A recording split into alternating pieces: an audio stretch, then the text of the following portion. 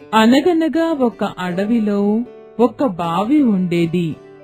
ఎంత కరువు కాలమైనా ఆ బావిలో నీరు ఉండేది. దానితో అడవిలోని జంతువులన్నీ ఆ బావిని నీటిదాత్రి అని పిలుస్తూ ఉండేవి. నీటిదాత్రికి మేఘాధిపతి అనే మేఘం మిత్రుడు ఉండేవాడు. మేఘాధిపతి సాయంత్రానికి నీటిదాత్రి దగ్గరకు చేరేవాడు. ఆ సమయంలో ఇద్దరు మిత్రులు తాము రోజంతా చూసిన సంఘటనల గురించి మాట్లాడుకుంటూ ఉండేవారు. అలా ఒక సాయంత్రం వేళన, ఏంటి మిత్రమా, కొంత ఒళ్ళు చేసినట్టున్నావు? అవును మిత్రమా, వర్షం కురిపించేంత ఒళ్ళు చేశాను, కానీ ఇంకా వర్షాకాలం రాలేదు. మిత్రమా, ఇంకా వర్షాకాలానికి 2 మాసాల సమయం ఉంది. ఈలోపు నువ్వు మరింత ఒళ్ళు చేస్తావేమో అని నవ్వుతూ ఉంది. పర్లేదులే మిత్రమా, నేను ఎంత ఒళ్ళు చేస్తే అంతమంది దేవతలు నాపై ఎక్కుతారు. అప్పుడు ఆకాశంలో వాళ్ళని ఎక్కించుకొని నేను చక్కర్లు కొట్టగలను. మిత్రమా, నువ్వు నీ గొప్పలు మాత్రమే చెప్పుకుంటున్నావు.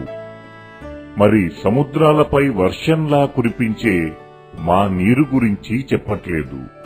మిత్రమా, నువ్వు ఇంకిపోకుండా నీపై వర్షం కురిపిస్తూ నిన్ను ఎప్పటికప్పుడు కాపాడుతున్నాను. నీవు ఆ విషయం మర్చిపోయి నన్ను నిందిస్తున్నావు. నా నీటినేగా మిత్రమా నువ్వు ఇచ్చేది. నాలాంటి గొప్పవాడు నీకు చేసిన సహాయాన్ని మర్చి నువ్వు నన్ను ఇలా అవమానించడం అస్సలు బాగాలేదు. దేవుళ్లను మోసుకెళ్లే నీకంటే ఈ అడవిలోని జంతువుల దాహార్తిని తీరుస్తున్నా. కాబట్టి నేనే నీకంటే గొప్ప. కాదు, నేనే గొప్ప. కాదు మిత్రమా, నేనే గొప్ప. ఇంతలో అటుగా వెళుతున్న ఓ జింకను చూసి, మిత్రమా, మనలో మనం ఇలా ఎంతసేపు కొట్టుకున్నా మన ప్రశ్నకు సమాధానం దొరకదు. కాబట్టి అటుగా వెళ్తున్న జింకను అడుగుదాం, మనిద్దరిలో ఎవరు గొప్పో. సరే మిత్రమా. ఓ జింక, ఇలారా. జింక అటుగా వచ్చింది. ఏంటి నీటిదాత్రి గారు, రమ్మని పిలిచారు? ఏమీ లేదు జింక, ఇతడు నా మిత్రుడు. ఇతడు దేవుళ్ళని మోసుకెళ్తాడు. ఇక నేను ఏం చేస్తానో నీకు తెలుసుగా. తెలుసండి. ఇప్పుడు నాకు నా స్నేహితుడికి మధ్య ఎవరు గొప్ప అనే ప్రశ్న వచ్చింది.